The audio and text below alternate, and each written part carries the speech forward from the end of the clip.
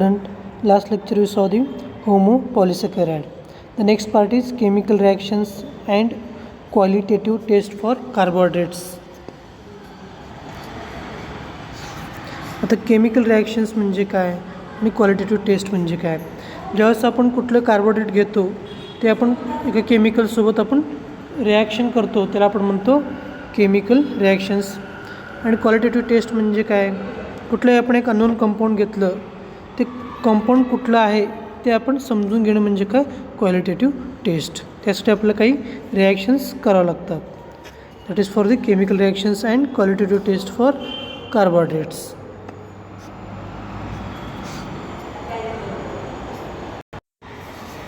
In that, first we will see the dehydration. The first reaction is dehydration. The dehydration म्हणजे काय, carbohydrates on dehydration gives peripheral or its derivatives. Actual dehydration म्हणजे काय, ह्याच्यामधलं जे काय OH आणि H आहे ते रिमूव्ह करणे म्हणजे काय वॉटर मॉलिक्यूल रिमूव्ह करणे. हायड्रेशन आपण रिमूव्ह करतो त्याला आपण म्हणतो dehydration by using the concentrated H2SO4. ह्याच्यामध्ये आपण बघतोय ribose when reacted with concentrated H2SO4 it gives the परफ्युरल.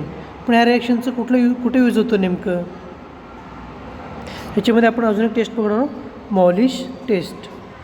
तर मॉलिश टेस्ट म्हणजे काय, ॲक्च्युअली आपण हे टेस्ट ज्यावेळेस आपण प्रॅक्टिकल करू त्यावेळेस आपला हे टेस्ट ॲक्च्युअली आपण प्रॅक्टिकलमध्ये करून बघणार आहोत.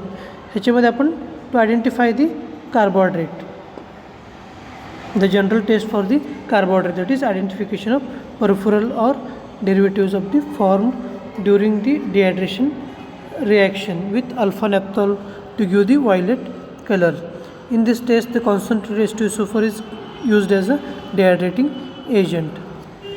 आता समजा जर परत तुम्हाला एक अननोन सॅम्पल दिलं, ते सॅम्पल कुठलं आहे, ते कार्बोहायड्रेट आहे, प्रोटीन आहे की अमायनो ॲसिड आहे की लिपिड आहे हे समजून घेण्यासाठी आपल्याला आधी मॉलिश टेस्ट करावं लागते. जर परत मॉलिश टेस्ट प्रेझेंट आलं तर आपण समजून घ्यायचं आपलं गिवन कंपाऊंड हे कार्बोहायड्रेट आहे. त्याच्यामध्ये डिहायड्रेटिंग रिॲक्शन होतो. सेकंड रिॲक्शन आहे reaction of carbonyl group. Reaction of carbonyl group CO ग्रुपचं जर करत रिॲक्शन होत असेल तर त्याला आपण म्हणतो रिॲक्शन्स ऑफ कार्बोनाइल ग्रुप. ह्याच्यातलं आपण पहिलं रिॲक्शन बनवणार आहोत reducing properties. First reaction is reducing properties. Carbohydrates having free or potential carbonyl functions acts as reducing agents such as sugars are called as reducing sugars. In case of polysaccharides and sugar like sucrose, the potential carbonyl functions are blocked in the formation of glycosidic bond. Such carbohydrates are non-reducing. आपलं जे काही carbohydrate आहे ते reducing आहे किंवा non reducing आहे हे find out करण्यासाठी आपल्याला हे रिॲक्शन करावं लागेल. Reducing sugar reduces certain metal ions like copper, bismuth, mercury etcetera. The most widely use test are based on the properties. For example Benedict test, Barfoed test and Fehling test. हे जे 3 taste आहेत बारफोर्ड्स, Benedict आणि Fehling's, ह्याच्यावरून आपल्याला कळतं की आपलं जे कार्बोहायड्रेट आहे रिड्युसिंग आहे की नॉन रिड्युसिंग आहे. रिड्युसिंग असेल तर त्याच्यामध्ये आपल्याला फ्री कार्बोनाइल नाहीतर अल्डिहाइड ग्रुप प्रेझेंट असतो. त्याच्यामध्ये हे टेस्ट प्रेझेंट दाखवतात आपल्याला. पहिला आहे Benedict test. Carbohydrates is heated with alkaline copper sulphate. Copper ions get reduced and give red PPT of cuprous oxide. They are given, this is the reaction. All reducing sugars give this taste positive, while sugar like sucrose does not give this taste positive. आता आपण प्रॅक्टिकलमध्ये आपण हे बघणारच आहोत. ह्याच्यामध्ये आपल्याला एका taste ट्यूबमध्ये हे taste करायचं आहे, त्याचं ऑब्झर्वेशन बघायचं आणि इन्फरन्स म्हणजे रिझल्ट काय येईल. Take 5 ml of Benedict reagent, 8 drops of sugar solution, boil for 2 minutes and cool it. It shows the green or yellow or brick red PPT observed that indicates the given sample is reducing sugar. That is the Benedict test.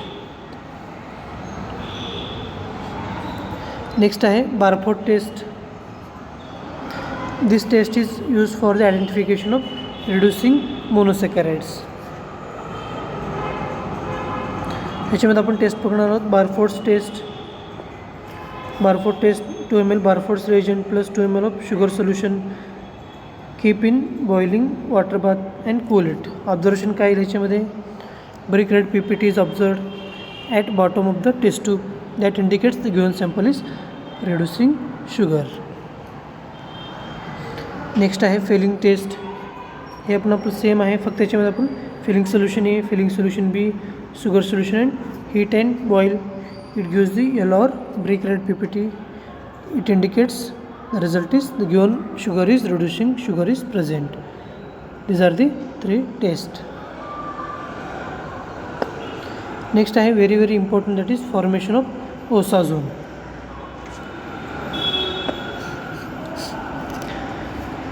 आता ह्याच्या आधी आपण principle बघूया. Phenyl hydrogen in acetic acid when boiled with reducing sugars forms osazone in a reaction. आता हे जे काही osazone formation म्हणतो आपण, ओसाझोन रिॲक्शन आहे, फॉर्मेशन ऑफ ओसाझोन म्हणतो, हे फक्त आपण रिड्युसिंग शुगरसोबत आपलं हे पॉझिटिव्ह दाखवतो. ह्याच्यामध्ये आपण काय काय घेतलं ते आपण बघूया. This is a reaction that is very very important. This is the glucose. हे आपण ग्लुकोज घेतलं आहे, ह्याच्यामध्ये आपण फिनाइल हायड्रोजन ॲड केलं आहे, ह्याचं आपण रिॲक्शन केलं तर आपल्याला भेटतो ग्लुको हायड्रोजोन. ह्याच्यामधलं ऑक्सिजन आणि ह्याच्यामधलं हायड्रोजन दोन्ही कंबाईन, ह्याच्यामधलं वॉटर मॉलिक्यूल बाहेर पडलं आणि हे जे काय फिनाइल हायड्रोजन आहे हे ह्या ग्लुकोजला अटॅच झालं, त्याला आपण म्हणतो ग्लुको हायड्रोजोन. ह्याच्यामध्ये आपण आता अजून एकदा ह्याच्यामध्ये आपण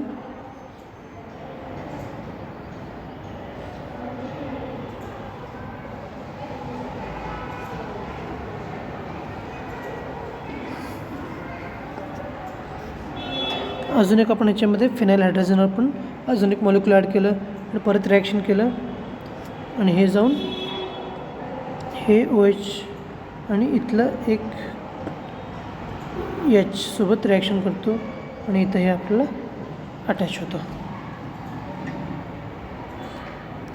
आणि एक H2O मॉलिक्यूल बाहेर पडतो आणि एक H2 मॉलिक्यूल पण बाहेर पडतो.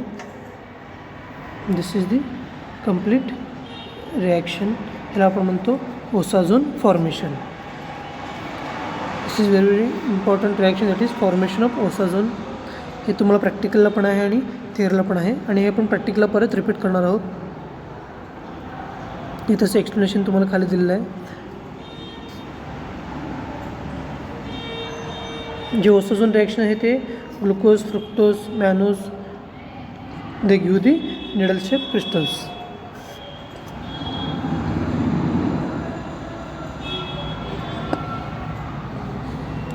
Next is the reduction reaction.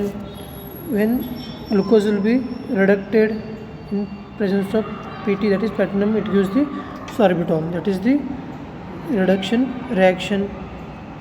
The carbonyl group of sugar can be reduced by variety of reagents such as hydrogen, platinum to an alcohol. Such carbohydrate derivative are called as alditols. These are some important examples: sorbitol, glycerol, ribitol. Next one is the oxidation. This is also very important. This is the reaction of oxidation.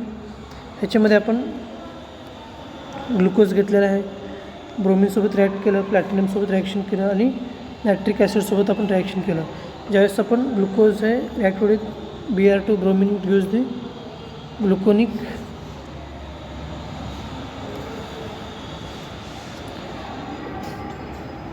ग्लुकोनिक acid, प्लॅटिनमसोबत reaction केलं, it gives the glucuronic acid. ज्यावेळेस आपण nitric ॲसिडसोबत reaction करू, it gives the saccharic acid. त्याच्यामध्ये फक्त आपलं जे काही COH आहे फर्स्ट आणि लास्ट कार्बनमध्ये आपला डिफरन्स आहे.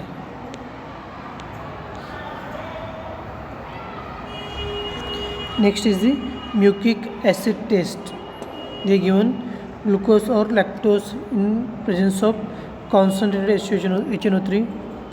It gives the galactosaccharic acid, that is called as a mucic acid reaction.